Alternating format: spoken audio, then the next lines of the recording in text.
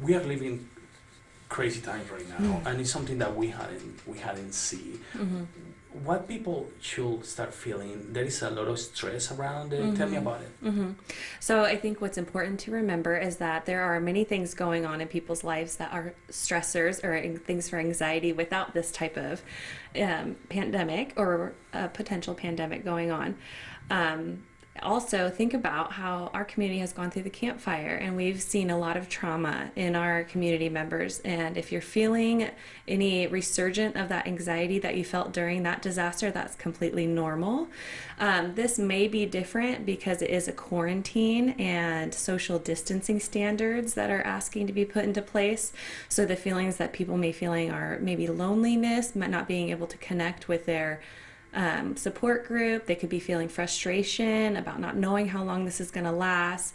There could be anger if they feel that they've been unintentionally exposed to potential illness. All of those feelings are completely normal.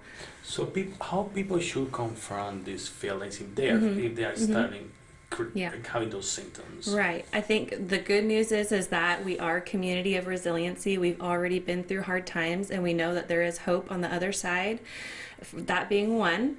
Two being, I really feel that the most important thing people can do right now is find a trusted source of information for the coronavirus and rely on that.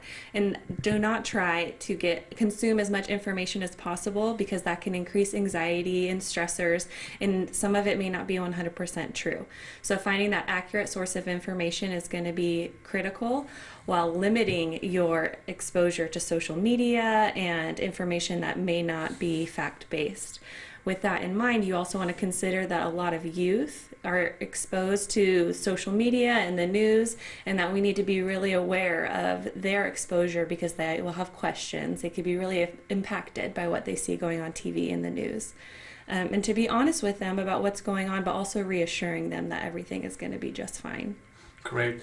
Tell me about the dynamics between the families. How do they should try this with their kids, especially because, I mean, they can still go out, they can still go to the parks, but they have to explain them.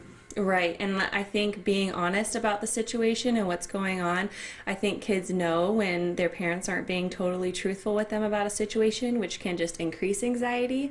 So being honest about what we're going through, what's going on, but also reassuring them, telling them that everything's going to be fine, and providing hope, maybe doing some practices of deep breathing, meditation, getting a journal, writing down things that you're grateful for to make sure you're keeping that positive thinking alive with your family. Now, let's talk about the seniors in isolation, especially with, with this social distancing, that, their mental health impacts, how they should handle it. Well, I think they should definitely reach out to their support system as much as possible via telephone. Make sure that they stay updated on their information as well. I mean, it really is not as much different as any person would in this situation, but I can understand that their anxiety and stressors would be increased considering the factors that go into the coronavirus, and just being really aware of those feelings, acknowledging them, doing some practices of meditation, deep breathing, connecting with your loved ones, talking with your loved ones if that's helpful.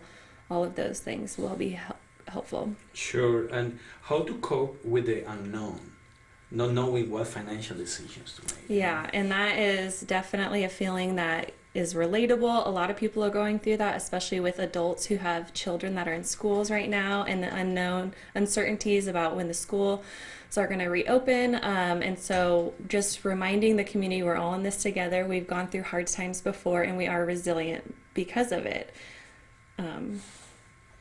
Now, technology. Looks like nowadays, especially technology is an important part to communicate with, especially with family in other states and other cities, like San Francisco, like San Diego. How important is to be connected? Human connectedness is the main thing that can combat loneliness, anxiety, feelings of unknown. It's really important, especially during these times where you're in a physical isolation, to not be emotionally and socially isolated. You can still Facebook with your friends, FaceTime with your friends and family, talk to them on the phone. Really encourage you to take advantage of the resources available to you to stay connected. Now, with my kids, how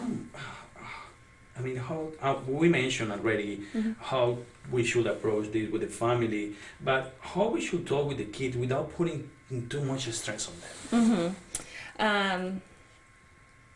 I think that's going to be on a case-by-case basis. I think parents know what's best for their children. They know the best way to communicate with them. I do think being as honest as possible doesn't mean you need to tell them every single detail that you know or see, but being honest about what's going on. These are preventative measures. This is what we're doing to help our community to make sure that no one else gets sick, but everything's going to be okay, and we're going to get through this, is the best way to approach that with children. Now, what type of how I know maybe that I'm going through a crisis related with this? What symptoms? So while we said that feelings of anxiety and stress are normal, if you feel that they're impacting your ability to sleep at night, to eat, if they last longer than 2 weeks, we do encourage you to reach out to a healthcare provider to get some additional support. There is counseling that you can get over the phone. There's a lot of resources available that way digitally right now that could provide support. Perfect. Do you have the telephone number there, just right there? Can you give me the telephone number? Is that called the crisis line? So this is the behavioral health crisis and access line. So you don't have to be into crisis to call it. You can call if you just have general questions about mental health overall. And that phone number is 530-891-2810. And it's 24/7 around the clock for any questions that you have relating to mental health, and counselors are on standby to help as needed. That line is free. The line is free, yes. Okay.